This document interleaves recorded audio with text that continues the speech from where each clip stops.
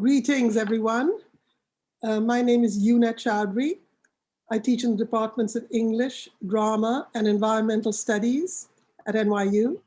And I'm currently the director of XE, the graduate program in Experimental Humanities and Social Engagement. I'm delighted to be here today to introduce my colleague, my dear friend, my fellow animal obsessive, and one of my very favorite writers, Charles Siebert.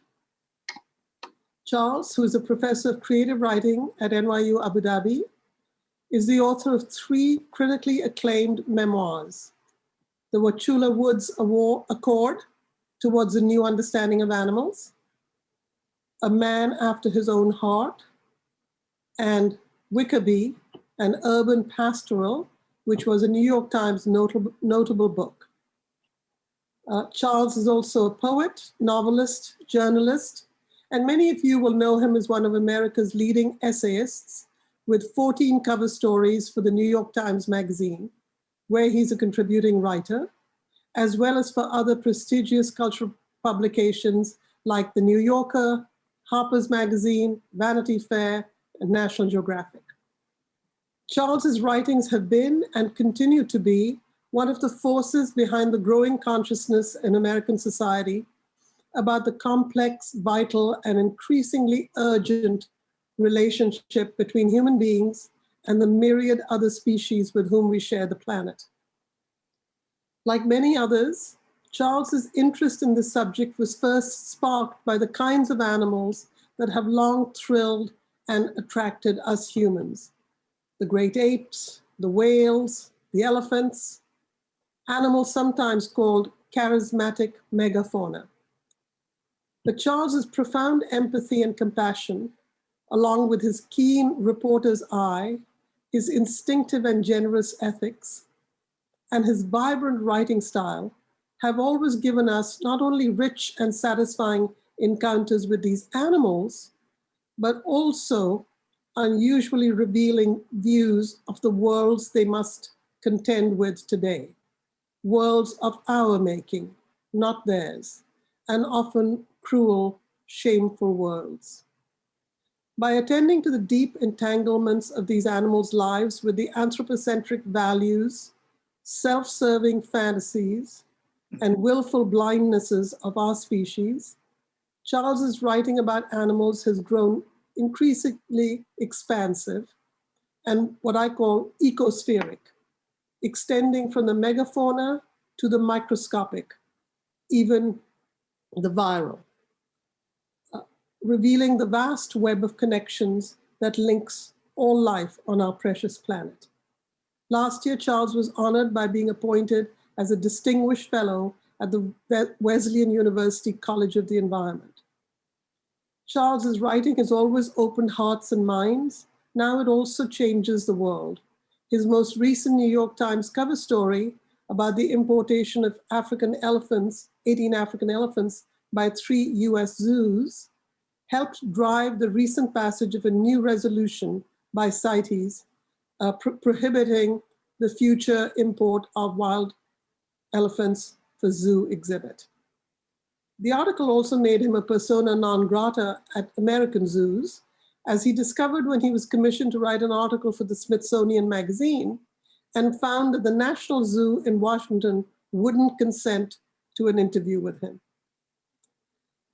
As you will see today, that was their loss. Any opportunity to talk with and listen to Charles Siebert should not be missed. Over to you, Charles. Thank you, Una, so much for that. And thank you to the Institute for inviting me to talk. I thought I'd kick off with a good old fish story. What better way to start? But it's not your standard fish story. This was related in an email by a retired neuroscientist who lives outside of Lisbon. And he went into his backyard one day to feed his 2 comet goldfish that he keeps in a pond in the back. And he found one of the goldfish writhing in the grass. it had leapt out. Goldfish tend to do this. Scientists don't even quite understand why. They think it might be a buildup of ammonia in the water or just restlessness over confinement, whatever. The gentleman picked up the goldfish and put it back in the pond, and it promptly sank to the bottom, probably suffering from hypoxia, a lack of oxygen, a sustained lack of oxygen. But the goldfish was still alive, and it just sort of lay there at the bottom. When he next went out to do the usual feeding of the fish, the feed just floated on top of the water, and the healthy goldfish ate, but he was then stunned and amazed to watch the healthy goldfish dive down at one point, put its body under the body of his struggling fellow goldfish, and raise him up to the top so that he might eat as well. I really don't know what to make fully of that story, but it suggests to me something about empathy and the strains of it that run through all creatures. And I will touch on that subject later on. But that story just had such resonance for me, and speaks to the fact that there's a lot going on out there. There are a lot of languages and a lot of exchanges that are no less profound for being incomprehensible to us. And we need to be attuned to that. So I don't have the answer to what on earth are they saying. I just know that a lot is being said that we need to be better empathic listeners to. Stories like, I was talking to Una the other day, the scientists had just learned that zebrafinch mothers sing songs to their eggs. And depending on what song the mother chooses, it shapes the size of their chicks. So in other words, in a time of intense drought and heat, a certain song will have that chick grow smaller so it's better able to tolerate heat. Things like Starlings, which I wrote a little essay about for the New York Times recently, a few months back. Starlings, I hear them all the time. That's actually my fire escape in Brooklyn, and they land and let out with the most elaborate, complex soliloquies that I've just been beguiled by for so long. And it's no surprise to me that scientists recently did a study of starling speech and language to better understand the origins of human language. So these kinds of synchronies and homologies happen again and again. A recent study, for example, a new study of humpback whales revealed that humpback whales have regional dialects. And when another whale pod of humpbacks passes through that region, they'll pick up the accent of those humpbacks. And so you'll know where those whales have been. It's sort of like the accents in the Brooklyn neighborhood, which you'll see shortly, where I grew up. So again, all these homologies and the deeper connections. It just so happens, and Una and I were talking about this the other day. She said, "What are you working on now?" And it just so happens that for years I've been working on a book about viruses. And now here we are being held hostage by one. But the larger takeaway of the book is that we wouldn't be here without viruses. Viruses are not just derivative and parasitic, they're formative. It's rather like worth a big headline in my mind.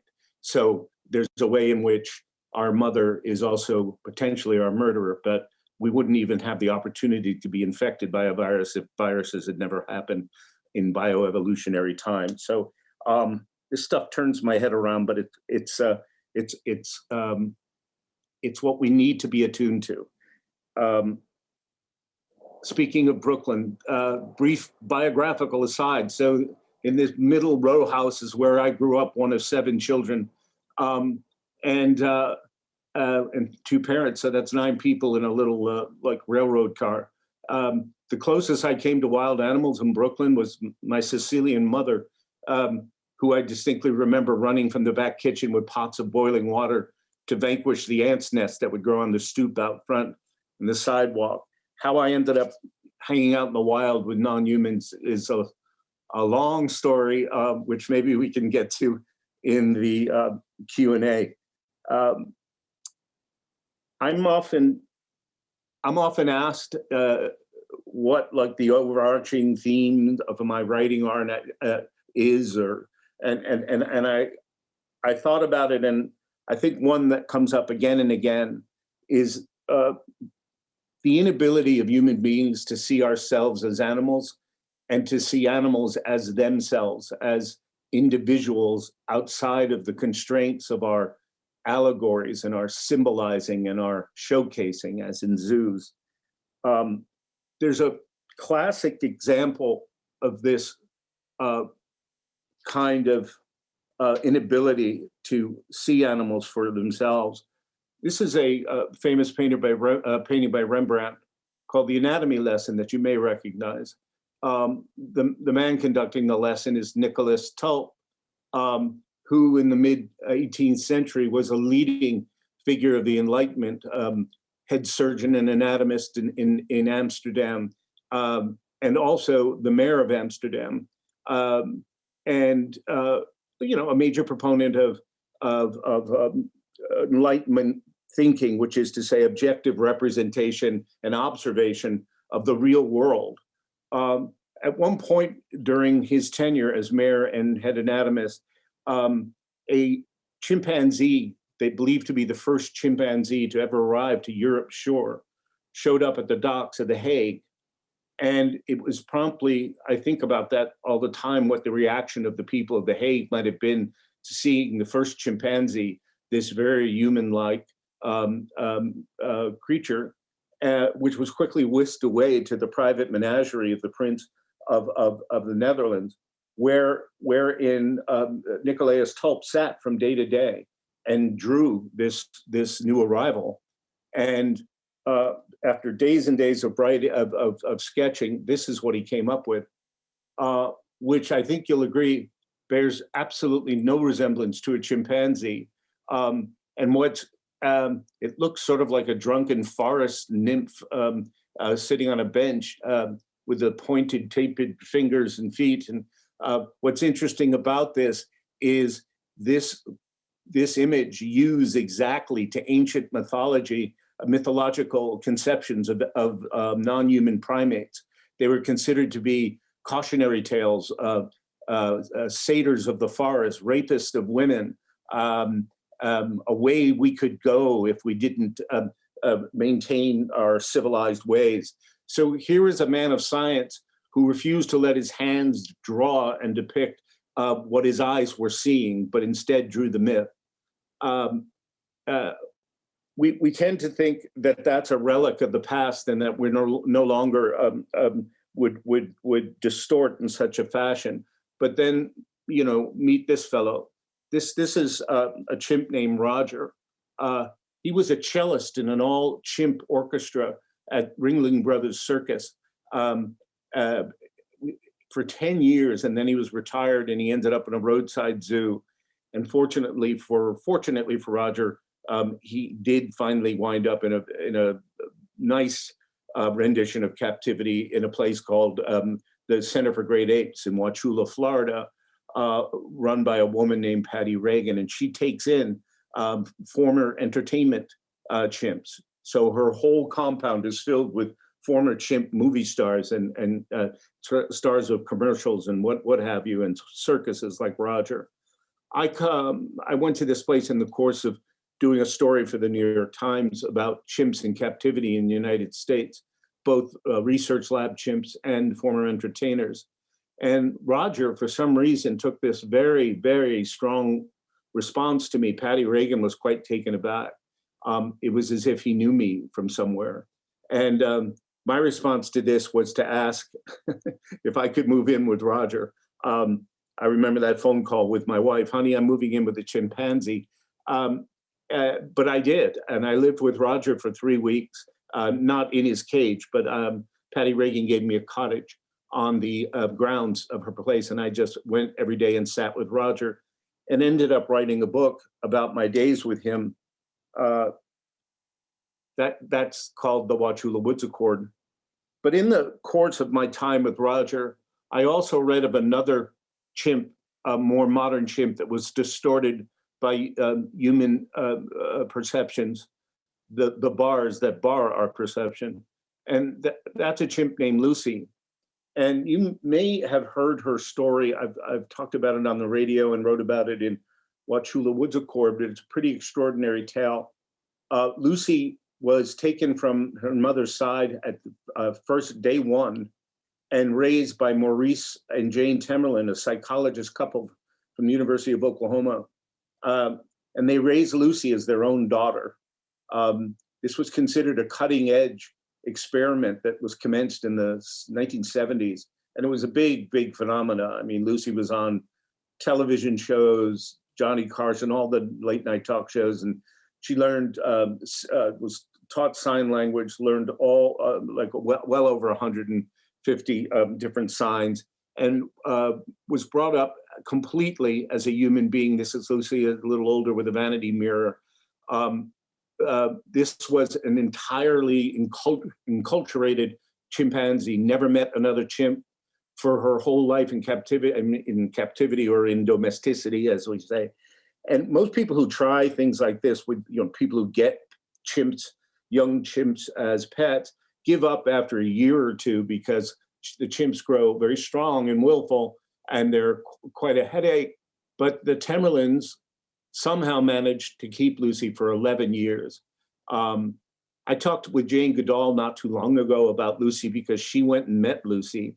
And I asked Jane if it's true, the story I heard about Lucy making herself cocktails and sitting at the family table with knives and forks. And she said, absolutely. She was sitting on the couch one day and she saw Lucy come downstairs from her upstairs bedroom, open the kitchen cabinet, mix herself a vodka tonic, and then sit down on the sofa and open National Geographic magazine and start flipping through the pages.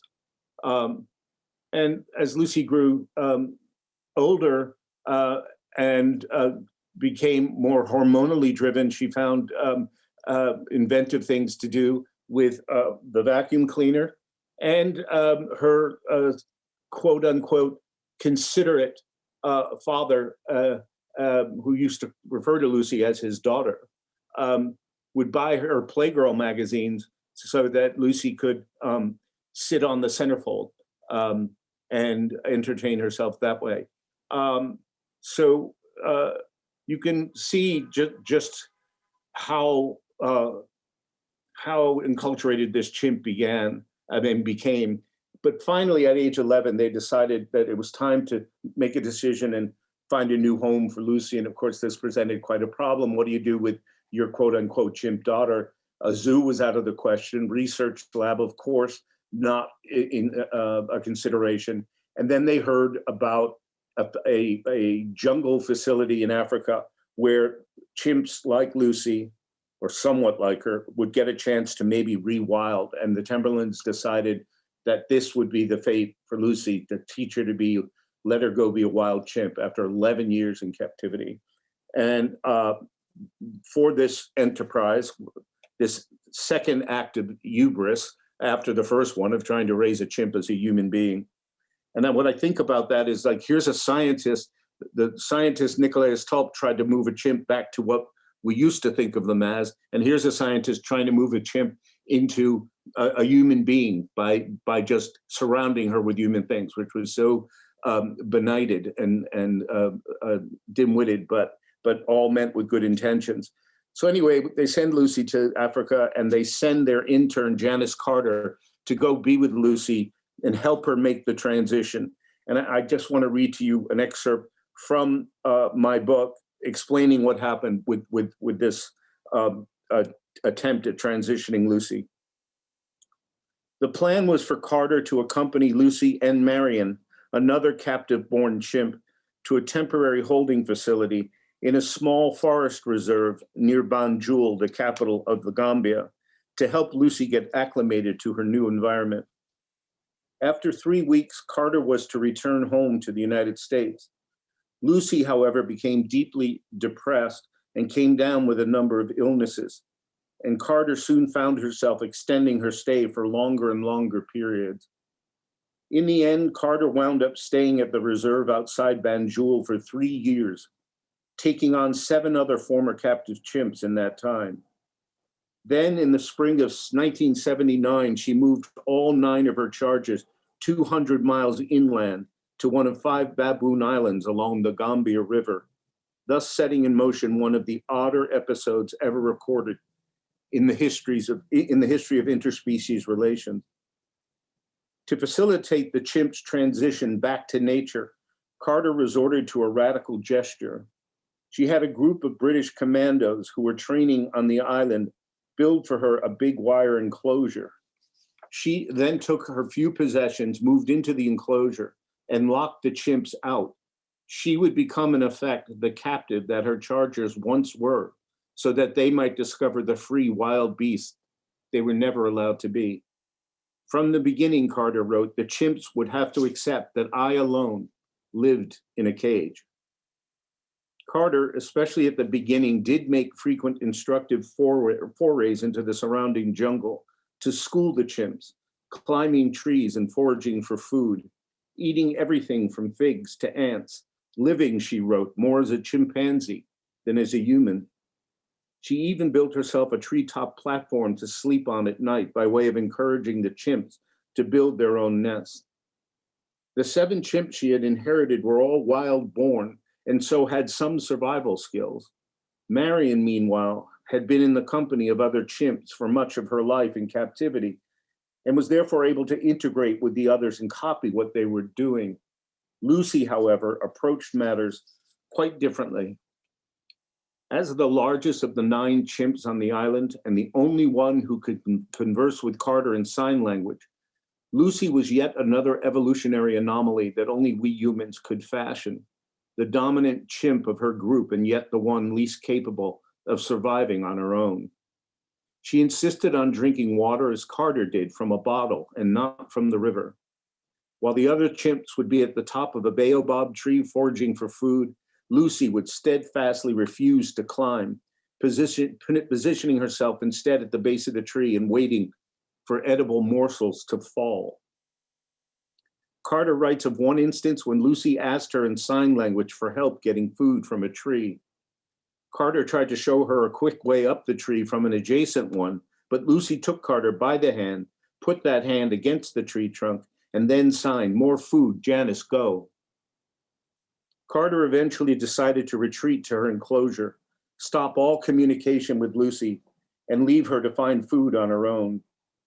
A standoff ensued, Lucy positioning herself outside Carter's cage, refusing to move, growing more and more emaciated all the while. She'd whine and pluck her hair out and occasionally sign, "Food, drink, Janice, come out, Lucy's hurt." When Carter tried to shoo her away, Lucy would go a short distance off, then slowly make her way back to the side of the cage again. This went on for months, Carter reports, and then one day she and Lucy, exhausted from their struggle, fell asleep beside one another. When Carter awoke, she found Lucy sitting up now on the other side of the enclosure, offering Carter a leaf through the bars. Carter ate some and gave the rest to Lucy, and from that point on, Carter says, Lucy finally began to fend for herself, gradually regaining her health and her strength. In 1985, 6 years after setting up her Bamboo Island camp, Carter decided it was time to leave Lucy and the others to their own devices. Lucy had by then seemingly made a successful transition to her new surroundings. She even adopted an orphaned baby chimp and then managed to overcome her grief when that baby died of a stomach parasite 3 years later. She also survived her own near-fatal bout of hookworm, and by the time of Carter's departure, was in good physical health and showing positive signs of social interaction with the other chimps. And yet for Lucy, as Carter would learn in the course of a subsequent visit to the island by boat from her new base camp downriver, the boundary between Lucy's former life and her rightful natural place in the world would remain forever contentious and confused. There's a photograph from that visit of Carter, one that's almost too fraught to look at. Sorry if it's a little blurry, but Janice allowed me to have this photo, which is very close to her. This was taken in 1986, some 6 months after Carter's initial departure from the island. Carter had just pulled her boat ashore, and Lucy, always the first to greet any human visitor to the island, rushed out of the jungle to her old friend's side. The two of them sit clutching one another by the waters of the Gambia River, a wall of jungle rising behind them, each of them outcast of their original selves, like two primates, you might say, passing in the night. Carter, the classic American suburban girl, looking more attuned now to jungle living than her suburban-raised humanized chimp counterpart. Lucy's head bowed against Carter's chest as though in mortification, her long left hand furled against her face beneath a mournful, downcast brow. Carter had brought with her some of Lucy's possessions from the past, pens and papers, books, a doll, a hat, and a mirror. Lucy, she told me, gave them only a cursory look before standing, looking back at Carter, and then walking off into the jungle. A year later, Lucy's skeleton, minus the hands and feet, would be found on the ground of Carter's former camp near the site of her old wire enclosure. There were no indications of her having suffered a fall or an attack from another animal.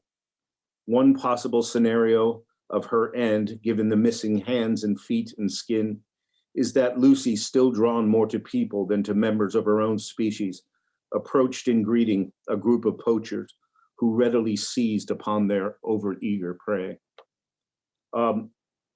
I'm in touch with Janice and have been for years, and have been thinking seriously, if she lets me, to write a biography of her. She's still there in the jungle 33 years later. So I thought of calling the book The Woman Who Fell Out of Time, because she just has stayed trying to help chimpanzees recover, trying to save chimpanzees, what's left of them in Western Africa, from extinction. This next slide is of a beast you'll recognize, a 747 jumbo jet. This is the plane that was, quote unquote, secretly dispatched to Swaziland by 3 US zoos to co-opt 18 elephants, the piece that Una referred to in her introduction that came out this last summer. And it's a long story, but I'll make it short. Basically, the zoos had applied for a permit to import these elephants. They were granted that permit by Fish and Wildlife, but then a lawyer interceded on behalf of an animal rights group and got the import blocked for a pending trial to have a judge decide whether the issuance of that permit was legal. The zoos and their attorneys agreed to the trial, but 9 days, and they'd set a date, but 9 days before the set trial date, the zoos just decided, perhaps because they suspected they might lose the case, to dispatch this airplane and take the elephants anyway. I would go to Swaziland to ask around to reporters and others about that day and what happened, and to get a look at this very airport where it landed. The airport is so small in the middle of nowhere. The plane was bigger than the terminal at the airport. And these are actual shots taken by a photographer of them loading the elephants in the crates. Those crates are not even big enough for the elephants to lie down in. So there's one elephant in each crate. And they eventually, a last minute court hearing was held at midnight. And I won't go into the details, it's all in the piece, but the zoos eventually won with a bit of sleight of hand, and the elephants were loaded on the plane. I'm just gonna read a very quick excerpt from the article that explains about elephants being put on airplanes and elephants in general. Any lingering doubts about Flight 805's mission would soon be settled in a subsequent series of photographs taken by a journalist for the Times of Swaziland.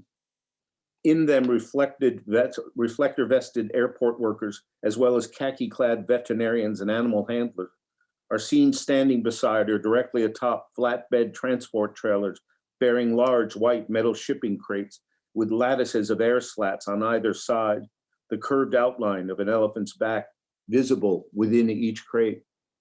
In a couple of the shots, the crates too small for the inhabitants to lie down in dangle in midair as a long-armed crane lifts and lowers them to the tarmac below.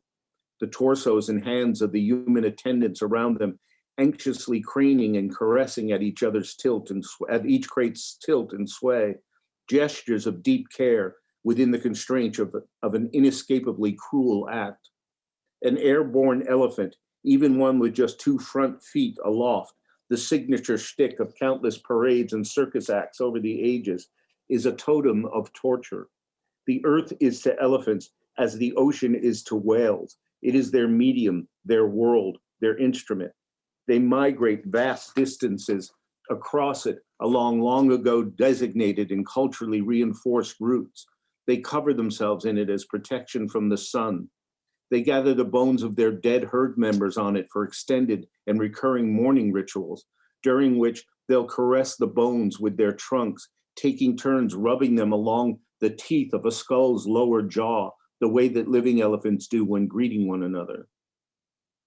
And perhaps most vitally, elephants communicate through the earth, play it like a tom-tom, sending and feeling multi-mile long subsonic ground vibrations felt through exquisitely tuned sensors in the padding of their feet. A circus elephant has to be beaten into learning to adopt a bipedal pose. A newly rested wild one slated for air transport, drugged, but 2 front feet aloft or all 48 at 38,000 feet is equally aberrant to an elephant. But then life for Flight 805's passengers began in trauma.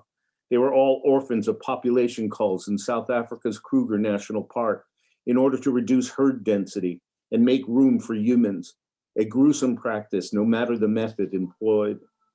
Sometimes concealed gunmen will make conspicuous sounds in order to coerce the matriarch and elder bulls to gather close around their young in easily dispatched groupings.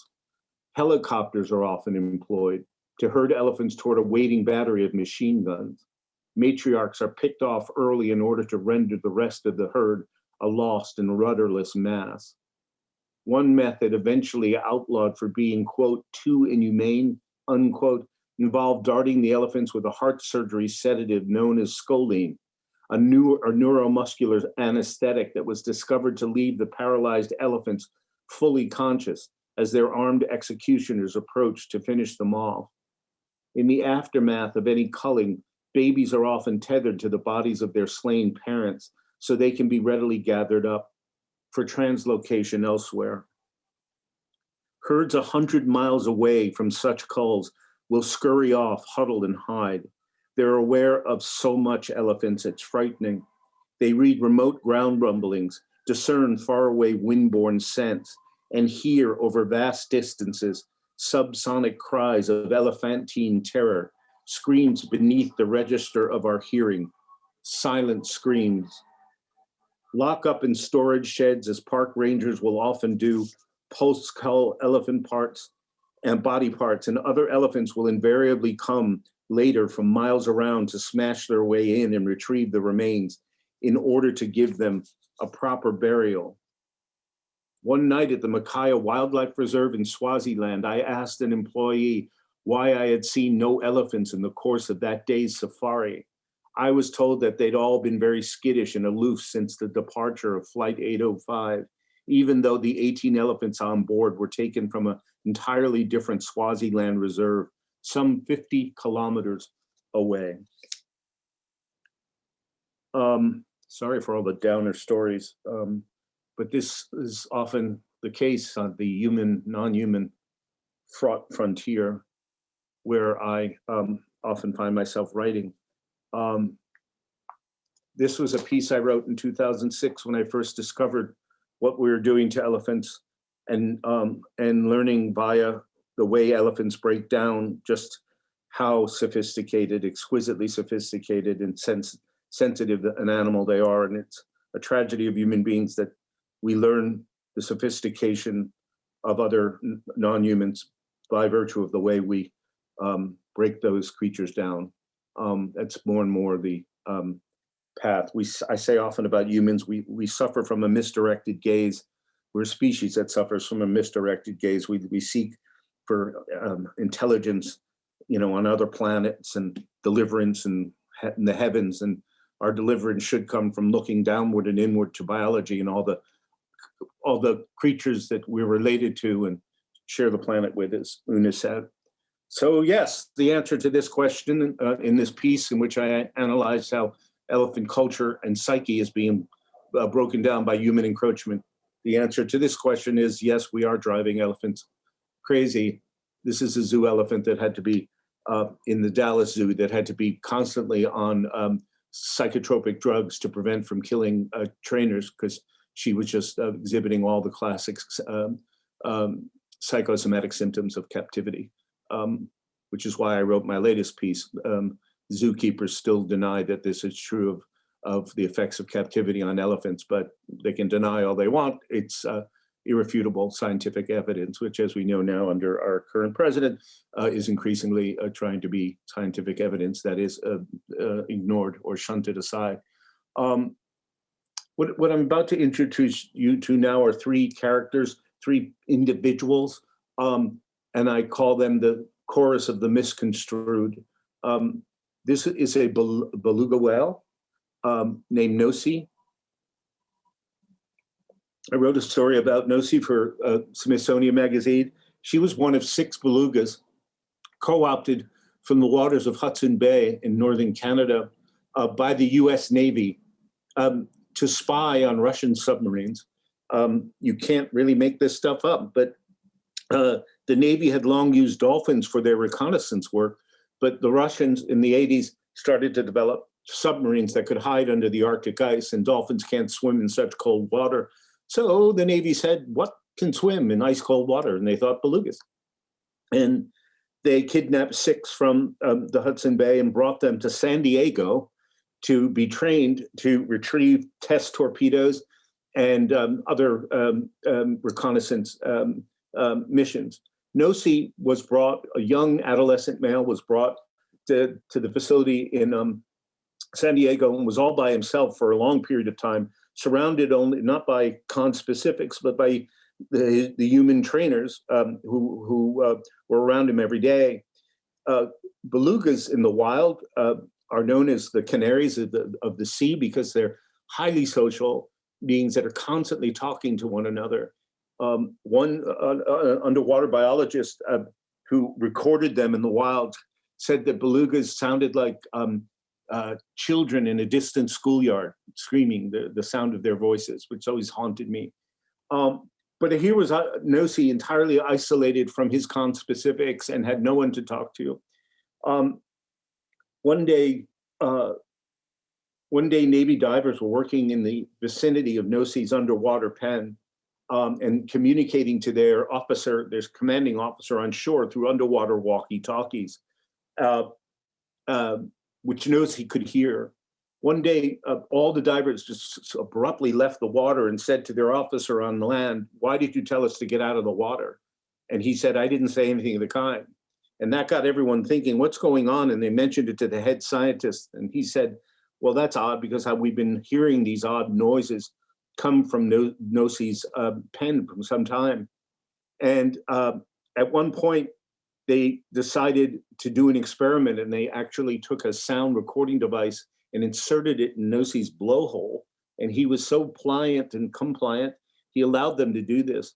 So they took a recording of these sounds that Nosy was making. And this is what it sounded like.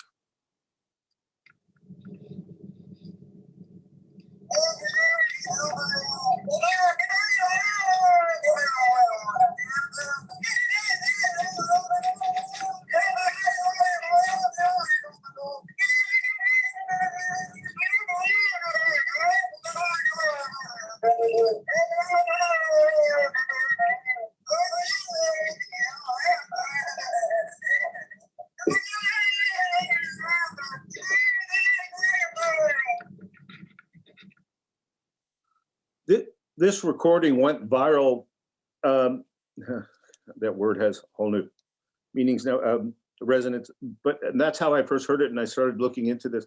And and the reaction overall was from people was a cartoonish sort of comic one of, boy, it sounds like he's playing a kazoo. Isn't that cute? And what they found out when they did the analytic studies of these outpourings where they were not wail at all. They were exactly the octave, the resonances, all the tenors and tones and frequencies of human speech.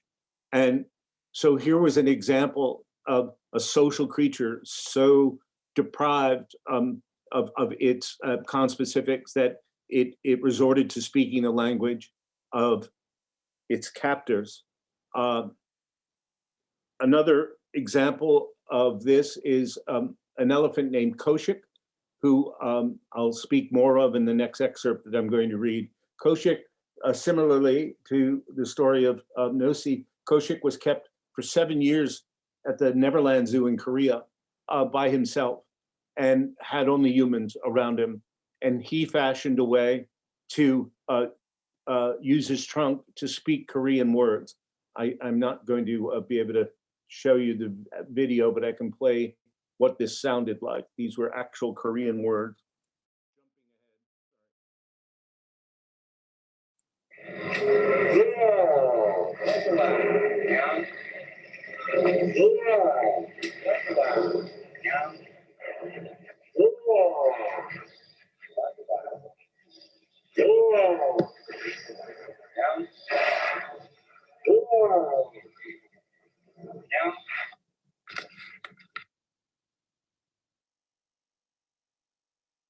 I'll explain how he does that in the next excerpt.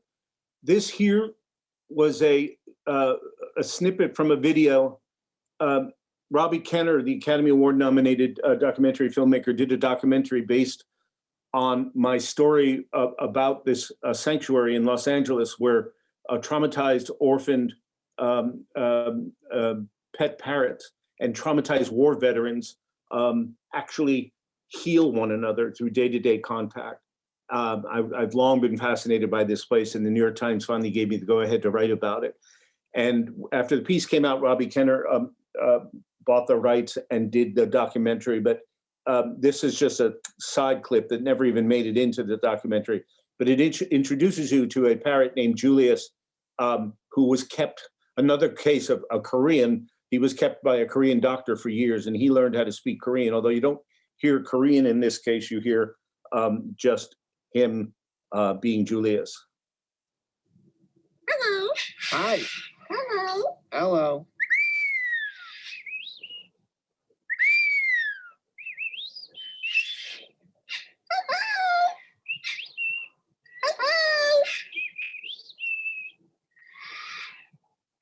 Peekaboo.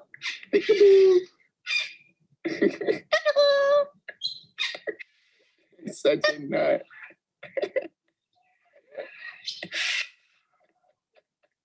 Julius, what are you doing?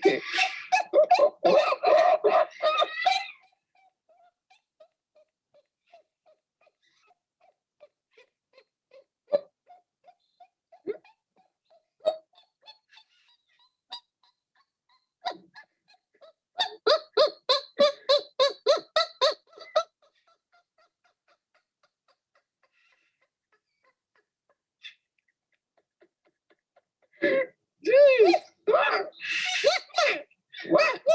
What? What do you think? Hi, Julius.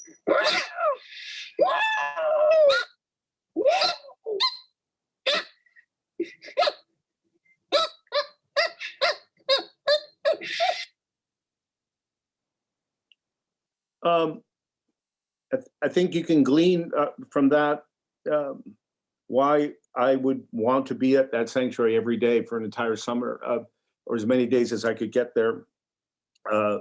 There's something so intoxicating about being in the presence of this winged intelligence, the direct descendants of dinosaurs, and to be surrounded by that. But of course, there's nothing cute about Julius, and funny when you know the story of him and his fellow parrots that are all there, in the same way that there's nothing funny about all the trauma suffered by the soldiers that work with those parrots. So I'm just going to read you two excerpts from that piece.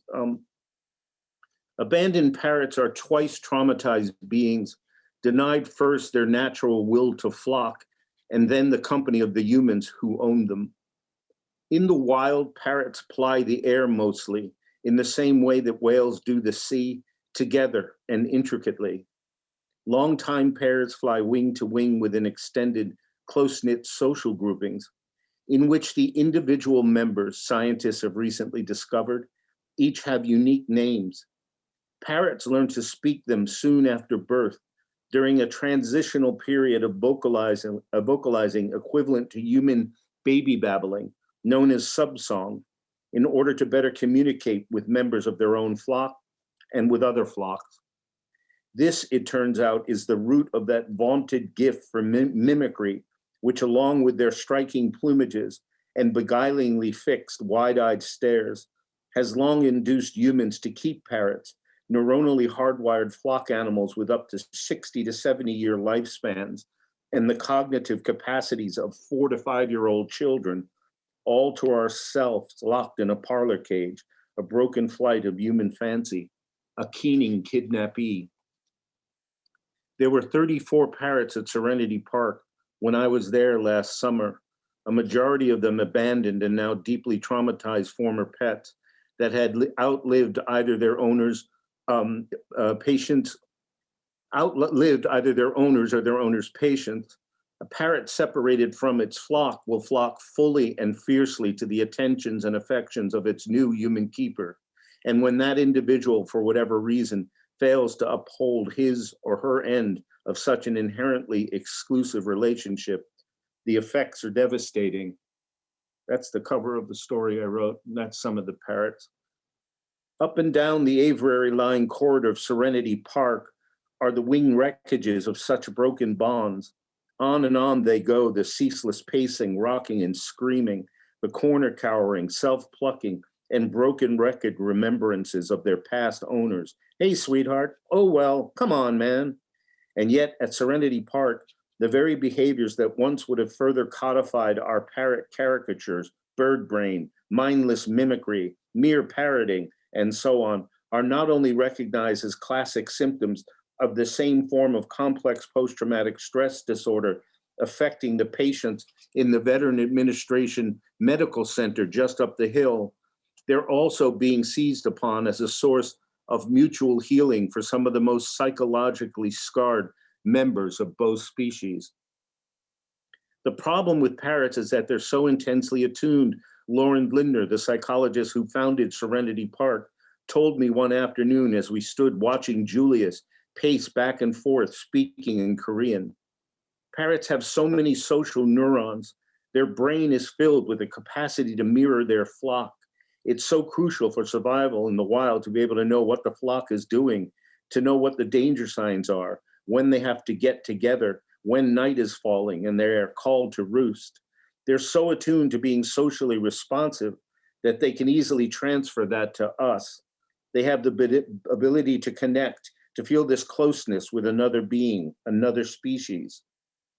Listening to Julius that day reminded me of a story I had read not long ago in the journal Current Biology about a 22-year-old male Asian elephant named Koshik that resides at the Everland Zoo in Yongin, South Korea. Separated from the 2 female Asian elephants he was raised with in captivity, Koshik lived alone at Everland Zoo for 7 years, a period which he construed away during which he construed a way of speaking perfectly intelligible Korean words by sticking his trunk in his mouth and then using his tongue to shape his own plosive trumpetings into the language of the zoo's keepers and local visitors. Such vocal learning, the researchers who wrote the paper concluded, isn't an attempt to directly communicate with us so much as it is a way for a highly social species like the elephant to cement social bonds via the only other species available. It's one of those unlikely natural outcomes of the so-called Anthropocene, the first epoch to be named after us, the prolonged confinement of intelligent and social creatures, compelling them to speak the language of their imprisoners. And now, in yet another unexpected turn, parrots, among the oldest victims of human acquisitiveness and vainglory, have become some of the most empathic readers of our troubled minds. Their deep need to connect is drawing the most severely wounded and isolated PTSD sufferers out of themselves. In an extraordinary example of symbiosis, two entirely different outcasts of human aggression, war and entrapment, are somehow helping each other to find their way again. I'm going to end on this last excerpt because it comes back around to that question of empathy that I brought up with the story of the goldfish. And the theme of empathy and its presence in us and in non-humans, and what it is and what it emanates from and how woundable it is. And it runs through all of my work, I think, or a lot of it. And one of the things that blew me away at this sanctuary was the fact that the parrots would pick out certain vets and bond with them. And often they would seize upon the vet that had been wounded in a similar way that the parrot had. So without any, verbal communication about it, there was this sort of empathic outreach that was going on there that just was very hard to find a way to convey. But it was one of the driving impulses behind the story. So this is how the piece really closes. We often think of empathy as a skill rather than the long ago neuronally ingrained bioevolutionary tool for survival that it actually is. The ability to inhabit the feelings of fellow beings, the ability to feel, for example, their fear over a threat or thrill over a newly found food source or sorrow over a loss, which has as much to do with uniting the fabric of a community as any other emotion. Empathy in this sense can be thought of as the source of all emotion, the one without which the others would have no register. The more time I spent at Serenity Park last summer, the more I came to think in terms of the expansive anatomy of empathy, and not just the shared neuronal circuitry that has now been mapped across species, from us to other primates, to elephants and whales, and we now know to creatures with entirely different non-mammalian brains, like crows and parrots. I thought as well of the extraordinary capacity conferred by that circuitry to recognize and respond to the specific infirmities, both psychic and physical, although those are essentially one and the same, of another species. I got a sense early on at the park of which parrots and veterans seemed most drawn to one another. The way, for example, that the lilac-crowned Amazon parrot Dagwood came to life around Jim Minnick, a former Navy helicopter crewman who did 3 tours of duty and suffered upper body injuries in a fall from his helicopter. But I only learned later about the true depths of such bonds. Jim does a great job of hiding how wounded he was, fellow Navy veteran Matt Simmons told me. He has tattoos all over his elbow that he can't use anymore, and he won't talk about it. But at one point he was sitting on the edge of the bed with a shotgun in his mouth and tears rolling down his face. On that same night, he drove his car into a tree, drunk out of his mind. So he comes to Serenity Park, and Jim doesn't know the history of any of the birds. And which bird loved him first? Dagwood, the one with the screwed up wing and a crooked beak. There's just no way to explain it. Jason Martinez, who incurred traumatic brain injuries parachuting into Afghanistan and now suffers from epileptic seizures, was immediately sought out by Molly, an African gray parrot, the only parrot at Serenity Park he only learned later with epilepsy. And then there were the daily cheek-to-cheek murmurings between the bedraggled Goffin's cockatoo, Bobby, whose owner kept her for much of her life in a kitchen drawer, and a blonde 21-year-old ex-Marine named Josh Lozen. Let's talk about Josh, Matt Simmons said. A good-looking guy with curly hair. He's a little scary. He's so broken, all of his wounds are still inside. Who gets along with him best? Bobby, mostly naked, bleeding from her remaining feathers, a bird who looks like a damn pterodactyl that went through a buzzsaw.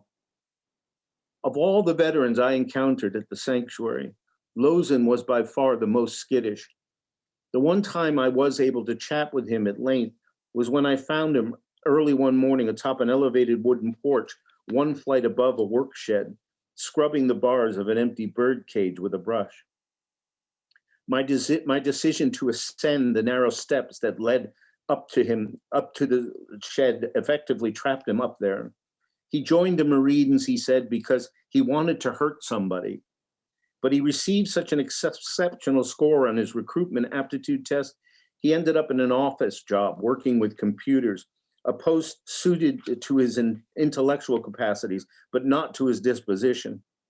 Sent to the VA for evaluation after frequent episodes of insubordination and erratic behavior, he was prescribed mood stabilizers and antipsychotics, neither of which, he sheepishly confided, he was presently taking, thanks to the healing effects of Serenity Park. He was not able to put into words what exactly went on between him and the parrots. All he kept saying was, "It's something about the cages." Feeling his growing discomfort, I descended the stairs.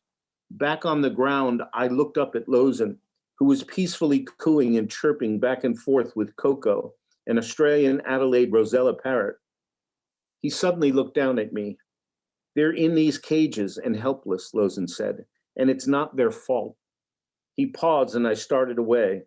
"But for me," he continued, "I think it's also that when I'm alone with them in those cages, I don't feel I have to conform to what everyone expects of me. I'm free to be an animal again." In the late afternoon on my last day at the sanctuary, I seemed to be the only one around. I passed Coco in his cage, sounding his particular strains of the park's ongoing symphony of stranded human speech.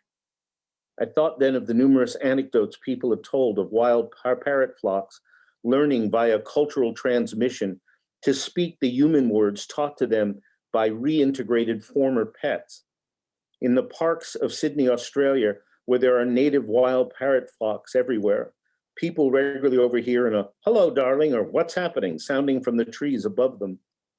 The early German naturalist explorer Alexander von Humboldt wrote of encountering during his travels in South America toward the close of the 18th century, a parrot that was the last living repository of the language of the extinct Atortis Indian tribe. All alone now among the sanctuary's parrots, I got a sudden glimpse of one possible future, one long beyond us and our traumas, a world of winged dinosaurs, soaring and chatting back and forth, their different local dialects inflicted here and there with the occasional broken shards of a long lost one. "Hey, sweetheart. Oh, well. Whoa, come on, man."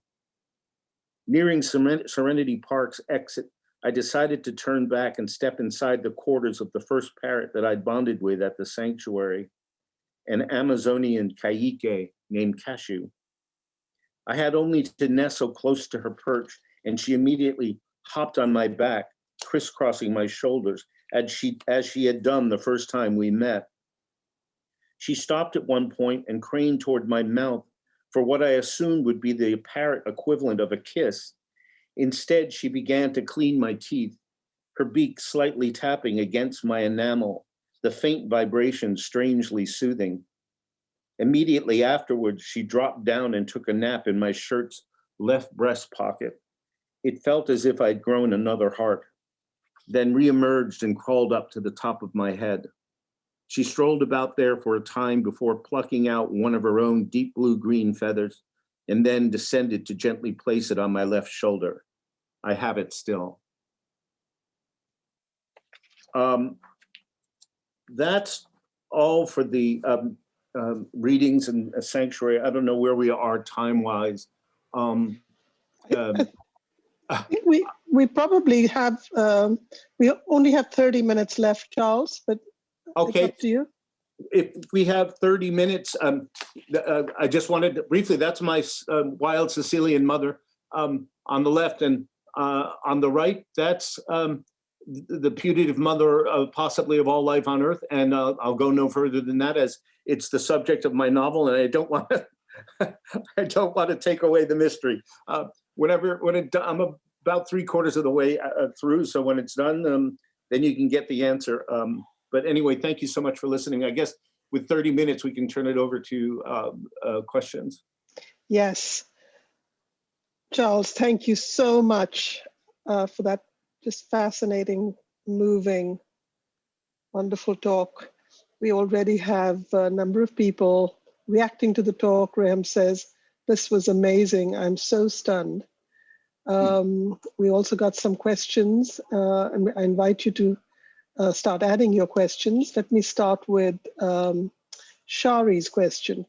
What do you think is the best way to redirect people's gazes towards this problem? News items often fly by. Do you think storytelling should play a bigger role in this? And Charles, you might want to just stop sharing your screen.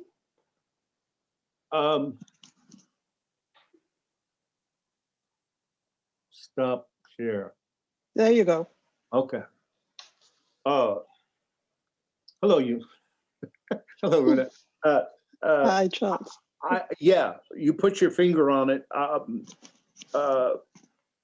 Storytelling. I couldn't emphasize its importance more, but I also make the point that for me personally, I began as and thought I'd remain as a poet, and stumbled rather unexpectedly into the world of writing prose and magazine prose, and then having the privilege of going on extraordinary journeys to meet non-humans. But a lot of what I do has been allowed, the kind of storytelling I do has been allowed by science. And that might sound like a paradox in some people's minds. There's a conception of science that it kills mystery and is antagonistic towards story and poetry. And it's in fact absolutely the opposite. The reason I have felt such an affinity to science is so much of it is so poetic, but also it allows me, I use science to avoid the mistake of, or the specter of anthropomorphism. So I don't have to conjecture about what an elephant's day is, or a whale's day, or a parrot's. I can just know, I can present to you, the reader, the complexity of their brains that is scientifically proven, and then you can take it from there and analogously say, right, I don't know what a parrot's day is, but I do know a parrot has a day, and that it can be wrecked, and an elephant's day can be wrecked, and a whale's day can be wrecked and ruined and wounded. But also on the flip positive side, those brains can be healed just like in the way that human traumatized brains can through therapy. So there's an upside too, but we have to be attuned to what that other animal might be living through and thinking, and have empathy. And then, as you heard in the parrot piece, shared empathy can produce amazing things. But yeah, so I just love that some of the things I say or stories I tell in my articles, I couldn't, 10 years ago, I might have been laughed out of the room, but because of science, I can just put the story out there and make you deal with it. That's great. Here's another question. Thank you for all your research and for sharing these moving stories with us, Professor Siebert. Based on your talk, I think you would agree we have to empathize with non-human animals and that we should not treat them as objects. Do you extend the same feeling to farmed animals, or have you researched about how they communicate? If not, is that potentially an area of interest for you in the future? I have done some writing about actually the personality. I did a story, a cover story about 8 cover stories back about animal personality. And at one point I got, through a friend, to hang with pigs and talk to another farmer about his cows. And they, you know, people who are around animals all the time, something we're increasingly severed from in the modern world. People who are around animals all the time, you talk to any farmer or any, you know, who raises either cows or pigs, and they'll tell you each of those animals has a very, very distinct personality and sensitivity and sensibility. So yes, I have dived into that aspect, the domesticated animal as well, and I'm close friends with Michael Pollan, and who's written extensively about you know, the cattle industry, and also with Christopher Quinn, who did the documentary Eating Animals that came out recently. So that's a very very fraught area as well, and needs to be. So I am interested in it, and needs to be further written about and ameliorated. I mean, it's just horrible the way these animals are treated. But we are at such an extreme point now. The industry itself is that reversing it is at once necessary and incredibly difficult. And I'm not sure I'm smart enough to even know how that happens. I just know it needs to be done because it's inexcusable. Okay, great. Here's a beautiful question. Joanna says, breathtaking, poignant, heart opener you are. She says, I'm an early years international educator. I think that means early childhood. What would you suggest for entrance, awareness, and empathy for our little ones? Well, not zoos. Well, that's another question, actually. We have another question here about zoos. Maybe I'll read that as well, and you can put them together. Okay. Yeze says, what can you say about the fact that this world has so many zoos and ocean parks and takes these animals away from their real homes? What's your view about the purposes of these facilities? It seems so sad. Yeah, it goes to that larger question that the English novelist and philosopher John Berger cites, and you know this essay very well, yep, called "Why Look at Animals?" It is a question about us. What is this need that we have to co-opt an animal from its rightful place and have it within our quote unquote rightful place civilization? Why do we want to keep visiting? I think there's actually a longing there. It's not just a domination. I think we know we're a part of them and we want part of them near us in a way, but it's done without any knowledge or total disregard of the knowledge about the complexity and of the captive creature and how they're being compromised. And there is this willful denial of that kind of wounding. And I got into it very deeply with the head of the American Zoo Association, who set up a lot of my interviews with various zoo directors, who brought in these elephants. And, to be a zoo director, you have to live in denial of the fact that elephants, for example, are just irreversibly psychologically damaged. It's the reason why they don't breed successfully in captivity. Elephant mothers just refuse to breed. They know intuitively that it's not a life for their babies. And often when they do give birth through forced insemination, they will stomp on and kill the baby. They'd rather kill the baby. That never has happened once in the wild. And there's never been an observed case of infanticide. So that's the philosophical side of like why we need to do this. But to address the first question, I think it's arrogant of me in one way to say don't take your kids to zoos, because I grew up in Brooklyn, New York, and I got contact with animals through zoos. I'm not saying that something can't go on there. Maybe it depends on the wiring, your own wiring. We're all different. We all feel something different. But I have to tell you, I had an incredible experience traveling around the country to go to the zoos where the 18 Swaziland elephants ended up. I purposely ended the trip at Noah's Ark because I thought it would be such a surreal way to end a trip. Noah's Ark had just opened in northern Kentucky, right next door to the Creationist Museum, this absurd recreation of the biblical ark. And I walk in, it's like, 2.5 football fields long, 7 stories high. I walk up the ramp that the quote unquote animals went in. And sure enough, on the first deck were all these animatronic kind of, just recreated animals in cages, dinosaurs right next door to giraffes, like that happened, right? But what was remarkable is that I suddenly had an epiphany about what a new zoo should look like, because the kids and the parents were all marveling at the animals. And I went, this is what you do. You don't piggyback on the suffering of a real animal. You put in animatronics and then you show a beautiful video of the animal. And that's one way to incite awe. And then you have them read children's books. I wrote a children's book about whales that I loved writing. It was I was asked to do it, and it was great because I had to gear my language toward a younger audience, and it helped me explain complex science. So through storytelling and lessons and talking, and if you can afford it, a trip somewhere where the animals aren't being tortured. I mean, more and more that's available now. Cinematically, we have so much. Computer imagery, we have so much. All can be inspired that way. And then an actual trip to a place where, I wrote a piece about the first jaguar reserve that was established in Belize. And that's one of the stories that made me want to commit the rest of my life to writing this kind of story. So there are many avenues out there outside of the horrors of and confinements of the zoo. Great. Thank you, Charles. Lots more questions here.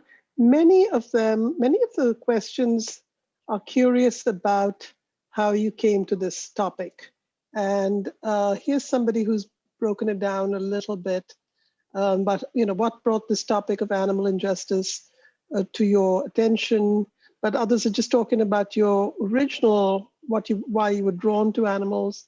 And then Lujane also says, what was the biggest lesson you learned from all your journeys? And he also says your stories were amazing, perfectly spoken and detailed.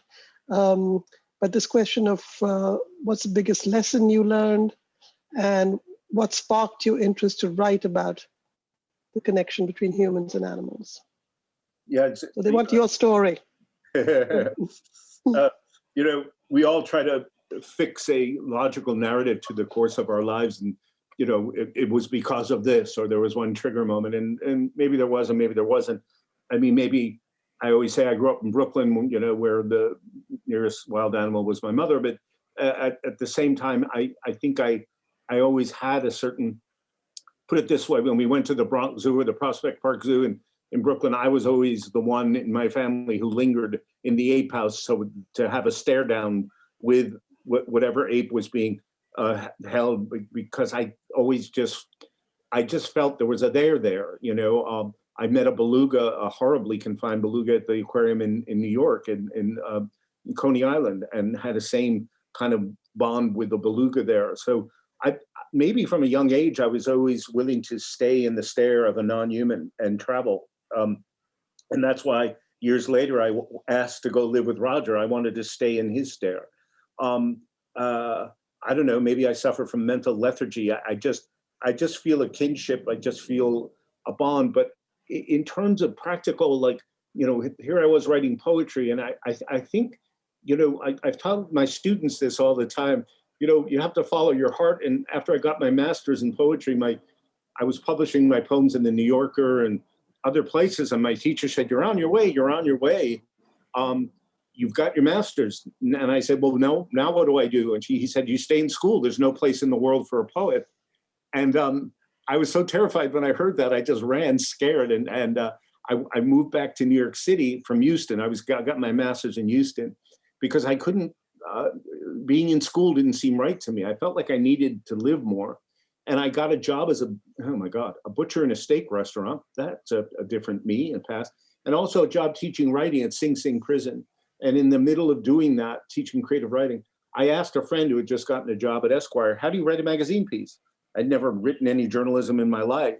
And he said, "Well, you just propose something." Well, long story short, I proposed something. It ended up on the cover of Esquire magazine. First thing I ever wrote. And then they called me up one day, about a year after that story came out, and they said, "Look, we have a crisis. A travel story fell through that Bruce Chapman, famous travel story writer, it fell through. Would you like to write a story for us?" And I said, "What? And you want me to fill in for the great Bruce Chapman?" And they said, "Yeah." And they said, "Where do you want to go?" And I said, "Do you mean in the world?" And they said, "Yeah." And I said, "I'm going to have to call you back." But anyway, they invited me in, and here's a kid from Brooklyn, New York. They actually opened the World Atlas and said, "You choose where you want to go." And I couldn't believe it as I saw my hand point to the Amazon. And the next thing I know, I was on a plane to the Amazon and had so many encounters with wild animals there. And then I wrote the piece in Belize in which I was tracking jaguars with this guy who, guess what, grew up in Brooklyn, right around the corner from me. He set up the world's jaguar reserve. And here, I think it was fate. One day we were tracking and a jaguar came out and stared there on a road looking at us, and he could have taken us in a second. and he walked back in the jungle, and he just wanted to get a look at us. And I think right there I went, I want to keep doing this. I sort of fell through a trapdoor of this other world that the wild is, and I just wanted to keep falling down that trapdoor in a way, and going down those pathways. So that's one of the explanations or answers to that question.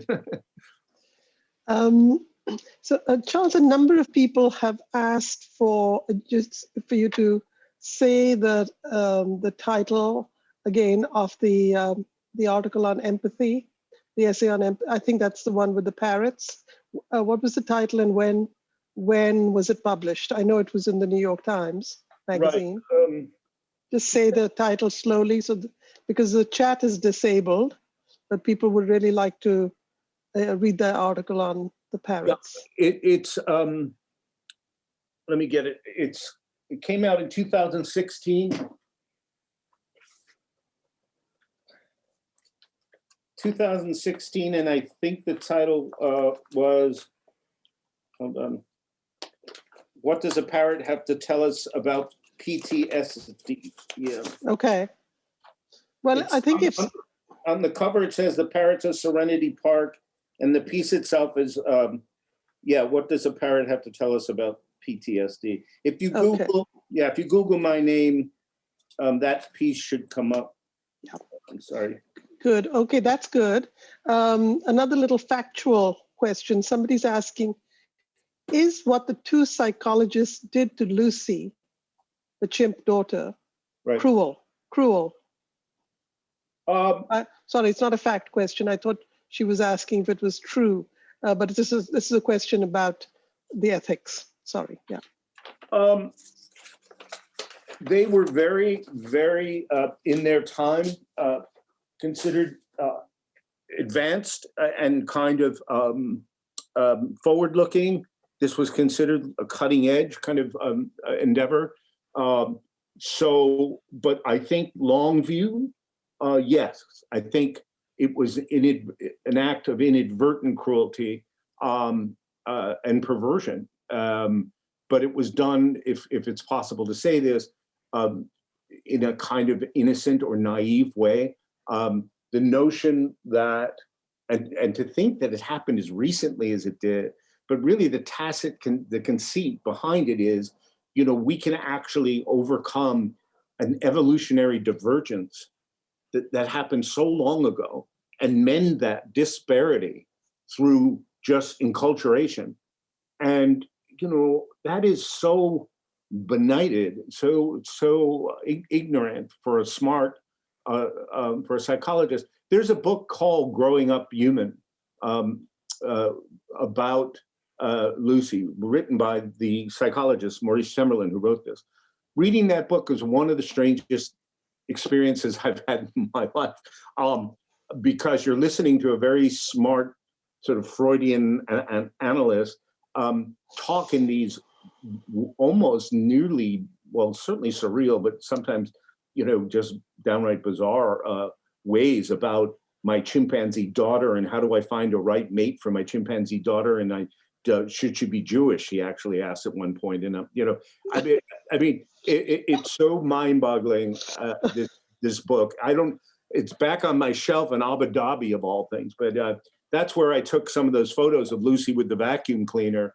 So he documented this whole thing as this kind of, serious scientific enterprise. His wife is still alive. Christopher Quinn, the documentary filmmaker, and I have been long planning to do a documentary about Lucy and Janice Carter. And Jane Temerlin is very reluctant to even talk about it anymore, because I think she has a more distant perspective on it now and is sort of tired of answering questions. But yeah, for the chimp, it could have only gone in a bad way. To raise a chimp for 11 years, a chimp who never saw another chimpanzee except for in a magazine and on television. Right. Speaking of amazing versions of these stories in which people have raised chimpanzees as children, as in their families, there's a wonderful, wonderful novel came out a few years ago called We Are Completely Besides Ourselves. Yes. Which is told from the point of view of one of the siblings Right. of the, well, quote unquote siblings of the chimpanzee. It's by Karen J. Fowler. And it's just a brilliantly imaginative and ethically complex. And it really gets into this question that somebody was asking about, is this cruel or is it something else? Yes. Yeah, because it's so complex. It's so complicated. So, Charles, well, we still have 10 more minutes, and a number of the questions coming in have to do, want you to kind of talk about where you think we are, as a culture, maybe as a species at this moment in our consciousness, awareness, and relationship to non-human animals. Somebody's asked, do you think, is it getting better? Or is there less captivity? Is there more, are there positive changes happening? We all know, of course, Elizabeth Colbert's book, The Sixth Extinction, and that we're living through this massive extinction event of huge numbers of species right now in our lifetimes. So what would you say on this question of our moment, of history, of change, hope? Well, yeah, that's a big one. I think about it all the time. I think it's a kind of huge paradox. I think we're kind of at our best moment and our worst moment at once. So what do I mean by that? So as I said earlier, in relation to, tragically with humans, we only learn the sophistication of our fellow planet inhabitants by the manner and ways in which we break them down. So as a corollary to that, it's just a tragic truth that we've come to know some of our fellow, inhabitants by virtue of that kind of after knowledge, like, oh, this is who we ruined, or this is what we're ruining. Mm-hmm. So why is it about us that we have to come to that knowledge, the more sophisticated appreciation by virtue of destruction? So that makes me very depressed a lot of the time, because I wonder if, is there any way of reining us in? I think that's the question. We are exceptional, there's no doubt about it. But, how do we knock ourselves repeatedly off that pedestal of exceptionalism? Being exceptional does not entitle us to exceptionalism and self-importance. So our only chance is to slow ourselves down and find way to make room for the ones we're pushing off the planet. We're not stopping every extinction, clearly. That wouldn't have happened in, quote unquote, the best of world. And it's also important to remember that there really never was balance. There's this myth that's always talked about when nature was balanced, when we were in balance with nature. Nature's never really in balance. But there is no question about the disproportionate influence and overreach of the human species. It's unprecedented. The very word Anthropocene underscores it, right? The first epoch to be named after us. So we are having a huge effect. And I think on a positive side that we're becoming more aware of that effect, the largeness of our footprint than ever. Now it's a matter of increasing storytelling, to go back to our earlier thing, by armies. That's why I teach art of narrative science to young students. I think we need armies of storytellers who can excavate the science out there and let us know what we're stepping on and ruining. And then we need the right political leaders. And I think the younger political leaders coming up will have more of this consciousness than to call what's in our office, presidential office now, a beast is an insult to beasts. So I don't know what the word is, but we need to get minds like that gone and more engaged minds. I was very personally thrilled to hear through a major philanthropy recently that Cory Booker is a big fan of my writing. That just made me so happy that like a politician read some of my work. But yeah, that's what's needed. So I feel it's a dark time, but a potentially really bright time, because there's just never been so much available knowledge. Right. And and then you like that documentary that Una mentioned to me about my octopus teacher that I just watched on Netflix and was bowled over by, like stories like that are out there. I mean, let a child watch that, and what does that do to your brain? So what film can do, what education can do, what science is telling us, all those things are converging. The question is it too late? And we have to move. Yeah. Yeah, well, and of course, Cory Booker is also a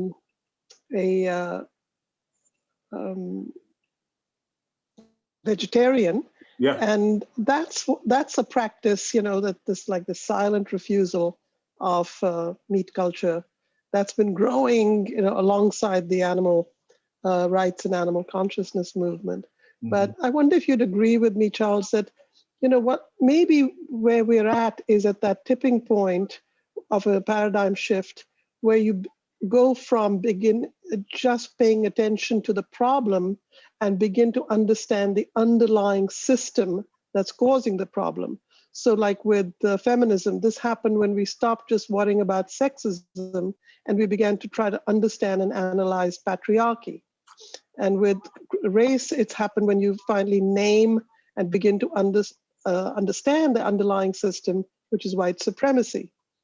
The underlying system that we're talking about here, which we need to really come to terms with and grapple with, is anthropocentrism, human exceptionalism. That ideology, until that gets kind of brought up into our faces and we begin to talk about it and think about it and understand what it does, I think that's the moment where lots and lots of things can shift. Totally. And Gay Bradshaw, who was one of the women I profiled in that earlier piece about elephant psyche and culture and breakdown, and she came up with the idea of elephant breakdown, and that they were suffering from cross-species trauma. She talks about a trans-species psyche. So it's not enough anymore, per what you were saying, it's not enough anymore to just fence off a piece of wilderness and say, okay, don't touch. The animals will be fine there. No, animals need contiguous, connected, migratory spaces. So the man who now recently passed away, Alan Rabinowitz, my old Brooklyn neighbor that I didn't even know was my neighbor, who set up the Jaguar Reserve. After he set that up, he came to realize jaguars migrate from the border of Mexico and the United States all the way down to Patagonia. And the only way to keep their gene pool healthy is through these long migratory routes and paths and cross and mating with jaguars from other regions. And so he set about, prior to his death, setting up the world's first jaguar highway. And to do that, he had to go to every leader of every country from Mexico down to Patagonia and get them, each of those countries, to agree to leave a contiguous corridor of non-human development so that the jaguar can move along that pathway. And it's an unprecedented success environmentally. And it took the rest of his life to establish. But that's the kind of cooperation we need. It can't be just one government, even though that's great in Africa. Kenya's doing amazing things on behalf of elephants, as are some spots in Tanzania and others. But what we need is, elephants used to migrate like whales all across, their range. And those contiguous pathways need to be maintained. So that's what I mean about, can we restrain ourselves? Can we have our development and our fellow creatures pathways too? Are there ways of just, but as you say, it requires such cooperation, such an understanding of our dominant anthropocentric, mindset and ways, engaging down from that. But it's happening in pockets. It's just, how do we connect the dots, Yes, and I think that's a wonderfully hopeful note on which to conclude, although, as I said earlier, anyone who has an opportunity to listen to you wants to keep listening, and we have many questions that we weren't able to answer. However, you should also, people have asked if this was recorded, and it is, and it will be available on the NYU Abu Dhabi Institute website, to which Nahed has posted a link. She's also posted the link to your article on parrots. Cool. I know the attendees all join me, Charles, in thanking you so much, not just for this talk, but for the world that you make us aware of. Thank you. Thanks so much. Thanks, everyone.